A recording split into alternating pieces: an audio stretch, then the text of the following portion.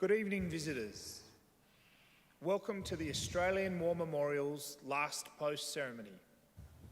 My name is Greg Kimball, and joining us today from the Royal Australian Air Force is Squadron Leader Guri Singh. We warmly welcome the delegations from the Royal Malaysian Navy, the Timorese Defence Force, and the United States Congressional staff who are in attendance this evening. We welcome the veterans who have served, those who are still serving, and the families that support them.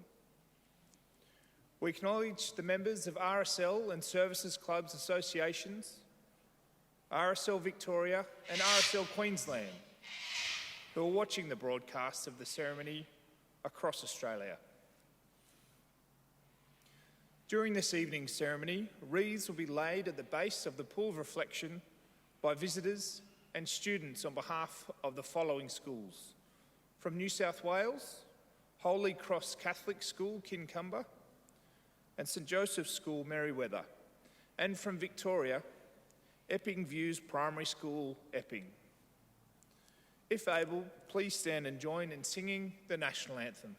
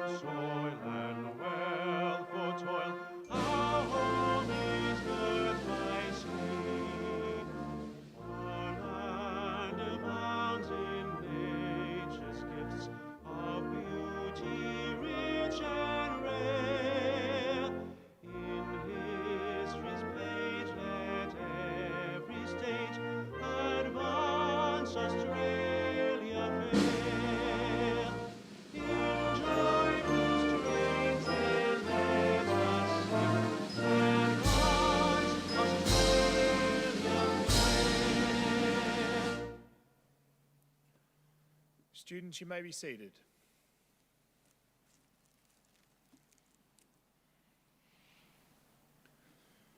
The Australian War Memorial was the vision of Charles Bean, Australia's first World War official historian. Bean landed with the Australian troops on Gallipoli and stayed with them at the front through to the end of the war. The idea of this National Memorial Museum came to him at Pozières, France, in the depths of the bloody fighting of 1916. Bean's idea was that this would be a place where families and friends could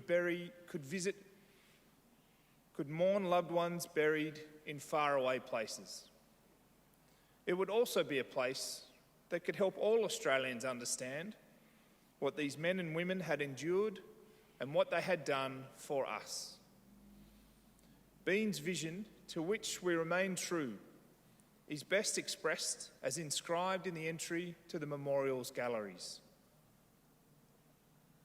Here is their spirit, in the heart of the land they loved, and here we guard the record which they themselves made. Tonight we'll read the story behind just one of those on the Roll of Honour, which lists the names of more than 102,000 men and women who have given their lives for us in war and operations for more than a century. But first, we present a lament, Flowers of the Forest. Wreaths of floral tributes will now be laid at the base of the Pool of Reflection.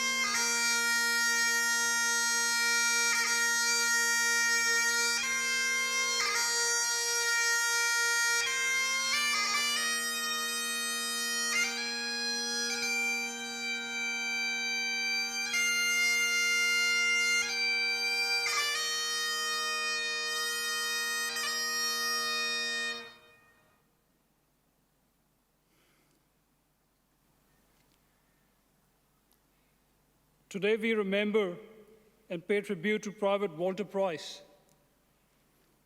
Walter Price was born on the 8th of November, 1890, to William and Annie Price. He was born and began his education in Pichalba, near Wangaratta. The family later moved to Lima South, near Benalla, where William Price became a pioneer in strawberry and raspberry growing. Walter continued his education and went on to work as a farmer, most likely on the family farm. Walter Price enlisted in the Australian Imperial Force in early January 1915. He underwent a period of training in Australia before being posted to the newly formed 22nd Battalion, leaving for active service overseas in May 1915. The 22nd Battalion first went to Egypt, where the men continued training in the desert. In August 1915, Private Price was posted as medically unfit for a period of time. He then served on lighter duties before being sent to a training battalion in Zaytoon. The 22nd Battalion finally reached the Gallipoli Peninsula in the first week of September 1915. Walter was sent to join them a week later. They had arrived after a major offensives had died down and were not called on any conduct of any major attacks. However, the Gallipoli Peninsula was still a perilous place to be, with constant danger from snipers and artillery fire. On the 21st of November, just before dawn, Private Price and another man, Private Adam, were standing near the parapet. Adam recalled that Price was in great spirits at the time. He was telling me what he was going to do when he got home. As Price finished talking, a sniper shot him in the head. A doctor was nearby and quickly rendered treatment, but Price died on the way to hospital near the beach. Price's platoon commander, Lieutenant Davis, called it an unlucky shot. He wrote to Price's parents to say, "So passed away one of my best lads.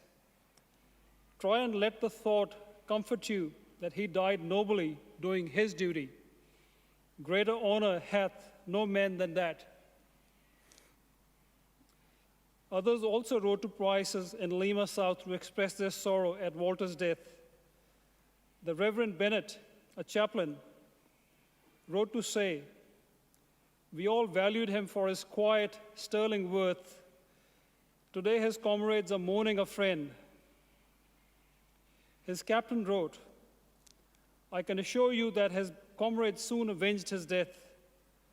Private Price was one of my best men with the Alpha Company, neat, reliable, and a hard worker. He was a fine soldier, and I feel his death very much."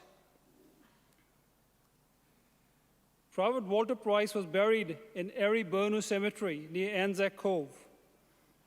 In Australia, his portrait was put up in the local state school in Benalla in hopes that students would learn a lesson in heroism and self-sacrifice from the old scholar. His name is listed on the Roll of Honor on my right, among almost 62,000 Australians who died while serving in the First World War. A photo of his headstone is displayed today beside the pool of reflection. This is but one of many stories of service and sacrifice told here at the Australian War Memorial. We now remember Private Walter Price, who gave his life for us, for our freedoms, and in a hope of a better world.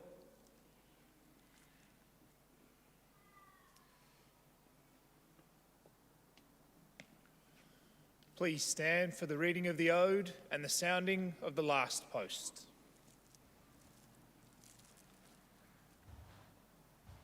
They shall grow not old, as we that are left grow old. Age shall not bury them, nor the years condemn.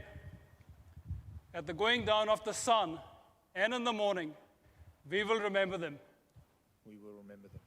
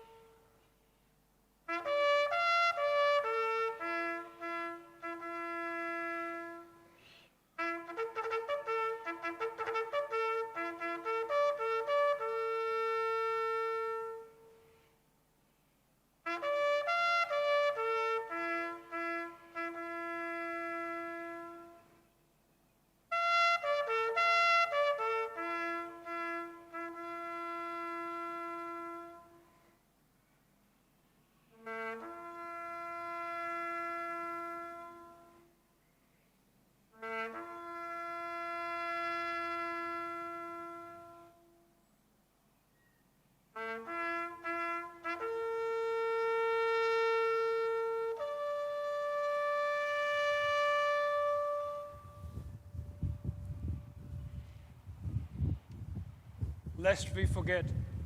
Lest we forget.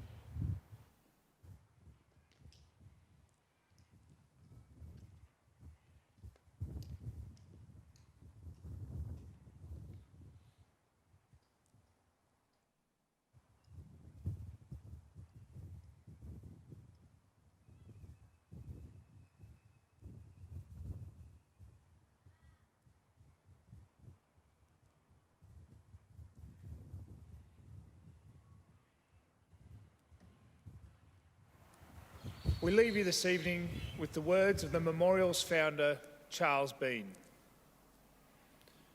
Many a man lying out there at Pozières or in the low scrub at Gallipoli, with his poor, tired senses barely working through the fever of his brain, has thought in his last moments, well, it's over, but in Australia, they will remember this. Ladies and gentlemen, girls and boys, that concludes the last post ceremony. We thank you for visiting the Australian War Memorial and wish you all a very good evening.